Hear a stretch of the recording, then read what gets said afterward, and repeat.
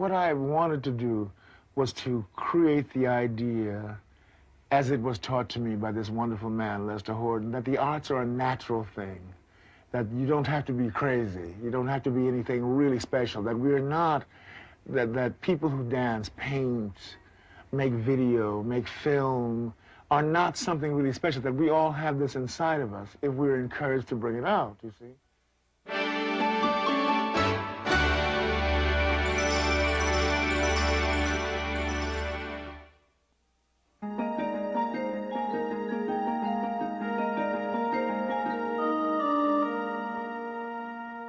This videotape is directed to teachers, students, and scholars of dance.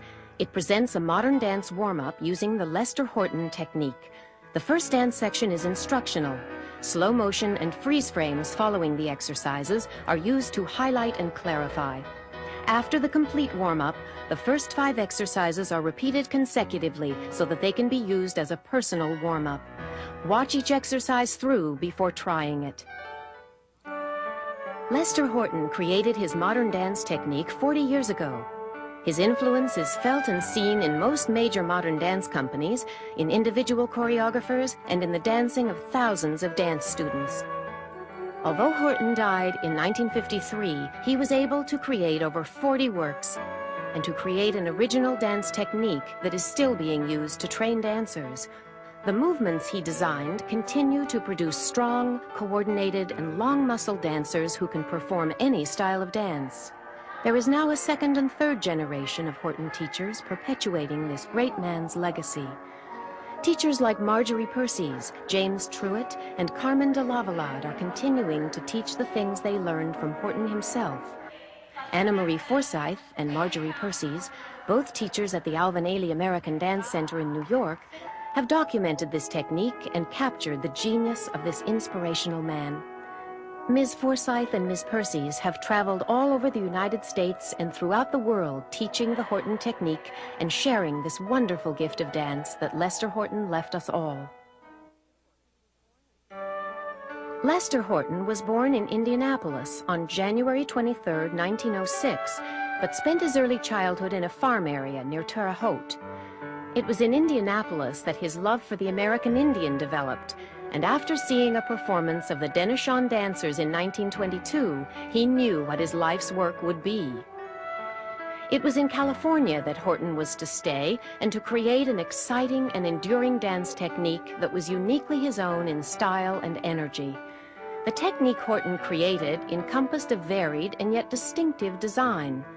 He was determined to create a technique that did not impose limitations on how the body could move and which was based on corrective exercises.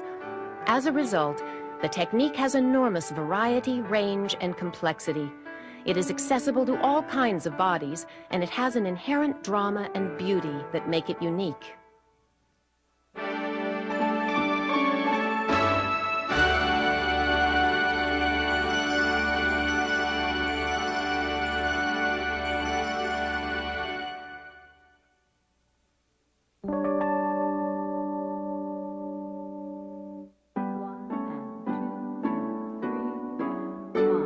The Horton dance technique includes all of the basic movements which govern the action of the body. The warm-up starts slowly with the dancer's center floor. The immediate emphasis is on the motion to lengthen the body and to encourage the dancers to breathe throughout the warm-up. As the flat-back series begins, the torso is lengthened. It bends forward at the hips to a right angle, lifting the abdominals in and up. 3 counts are used for forward action, and 3 counts are used for returning the torso to center.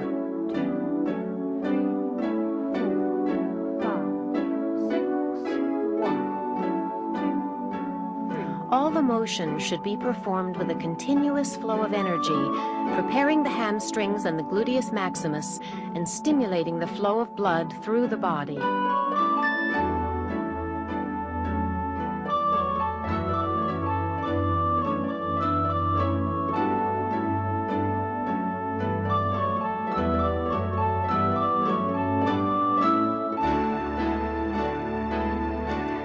These variations add pliés and relevés to increase the warming up process, to increase the level of difficulty, and to extend the range of motion.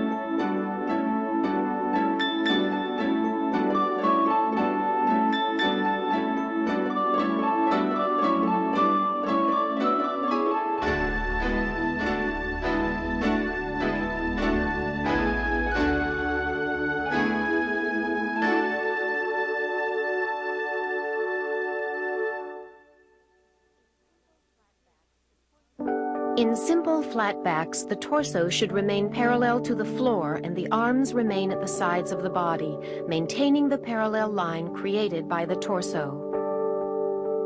The weight of the body is forward and the motion is forward and outward, elongating the torso.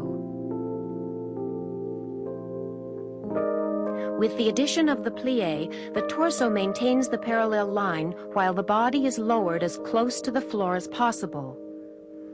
In the flat back backbend, it is the action of the pelvis moving forward, not the body moving backward.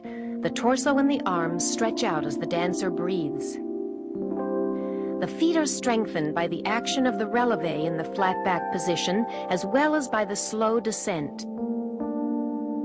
A diagonal line is shaped from the base of the spine through the torso, neck, arms, and the little fingers to the floor as the dancers get warmer and the muscles get more stretched.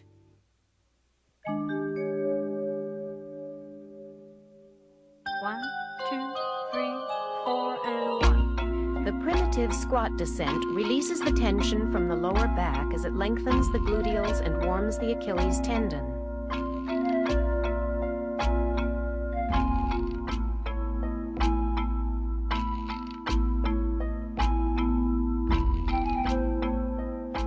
The heels remain on the floor. Both knees are carefully aligned over the second toe. The back is as straight as possible.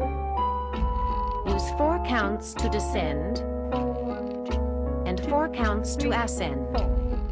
Then reduce each movement to 2 counts. 1, 2, 2, 2, 1, 2, 2, 2, 1, 2, 2, 2. The alignment of the knee over the second toe is crucial to avoid injury.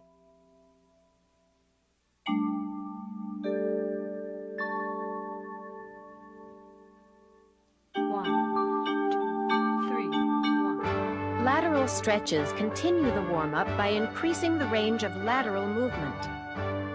The torso stretches sideward as the hip presses in the opposite direction, simultaneously lengthening the right and left sides of the upper torso. Lateral stretches begin slowly, using 3 counts for each action. 1, 2, Decreasing to 2 counts, 2, 1, 2, 2, 1, 2, 2, 1, 2, 1. then to 1 count. 1, 2. The movement retains a lyrical quality and at the same time becomes more dramatic as the counts reduce. Throughout the lateral movement, the abdominals are activated to support the back. The variations for lateral stretches include the flat backs, horizontal swings, and release swings. 4, 5, 6, 7, 8, 9, 10. 1, 2, 3, 4, 5, 6, 7, 8, 9, 10, 11, 12. 2, 3, 4, 5, 6, 7, 8, 9, 10, 11, 12.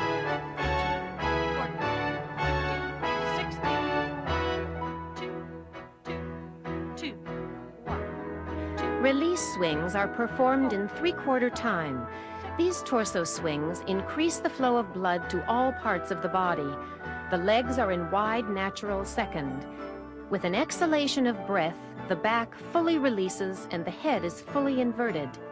Each pull into flat back side must be in a true sideward direction, coming just barely above the parallel line to maximize the release from each swing.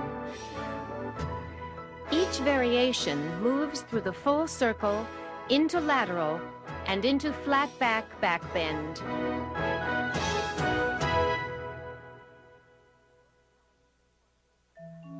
Both sides of the torso are simultaneously elongated on lateral stretches. The abdominals are activated to support the back and to prevent strain. The torso moves in a narrow sidewards corridor with no forward or backward action of the pelvis or torso. This is a horizontal swing with the body moving from one side to the other, maintaining the horizontal line. The rib cage isolation can also motivate the horizontal swing. The head must be fully inverted, relaxing the neck muscles for maximum benefit. In release swings with flat back back bend, the pelvis presses forward and the torso elongates. The abdominals must be activated to avoid strain to the lower back. 1, 2, 3, 4. In Horton leg swings, both legs are parallel. This shape of the leg reduces random movement of the torso and maximizes the stretch in the hamstrings, the gluteals, and the quadriceps. The shin should be parallel to the ceiling on the forward swing. The thigh should be parallel to the floor on the back swing. The embellishments include turns and the lateral T position.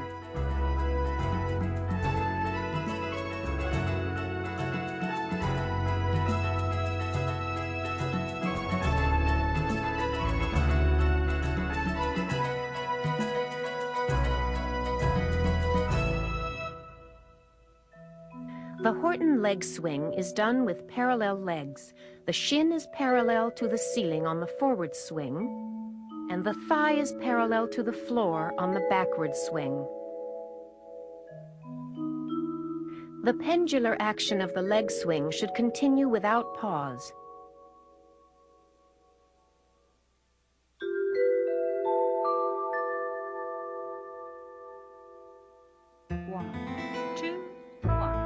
Deep forward lunges utilize the maximum flexion of the knee with the heel remaining on the floor.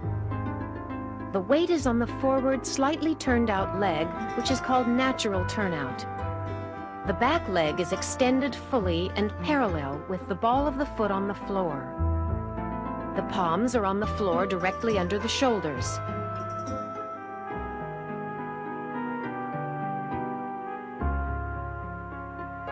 The action is downward diagonal press, lengthening and stretching the legs to prepare for the forward splits and the side lunge descent.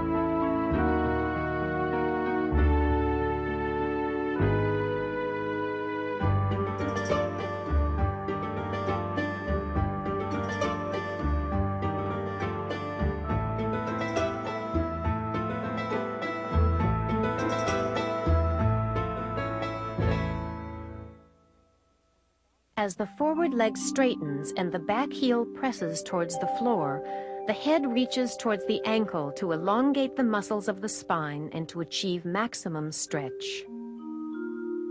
Maintain the hands on the floor as the back arches. On the final stretch, the forward heel remains on the floor, the back leg is straight, and the hands inch forward to stretch the whole body. The fortifications are used to strengthen and to stretch the muscles, to release tension around the joints, and some are for psychic stimulation. The dancers will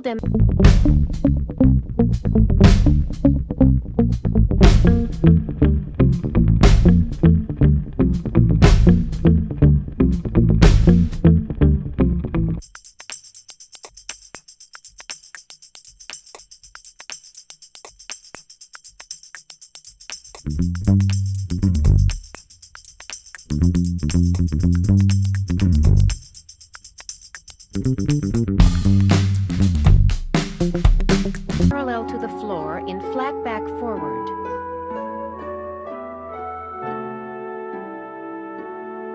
The hands reach toward the back ankle parallel to each other, and the head reaches toward the forward ankle to elongate the muscles of the spine.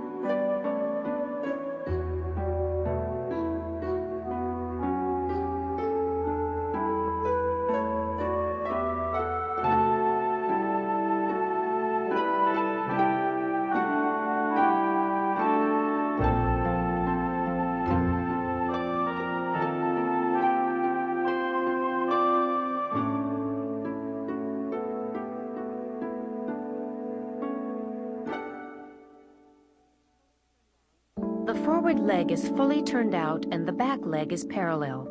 This device was used often by Horton to enable the dancer to work on turnout without stress and strain to the body.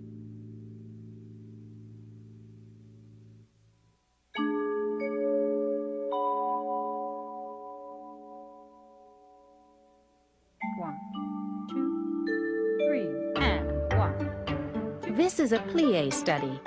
This fortification, in addition to functioning as a plie study, also strengthens the feet. The 3-count foot action appears throughout and utilizes both the longitudinal and the metatarsal arches. This use of the feet activates the adductor muscles.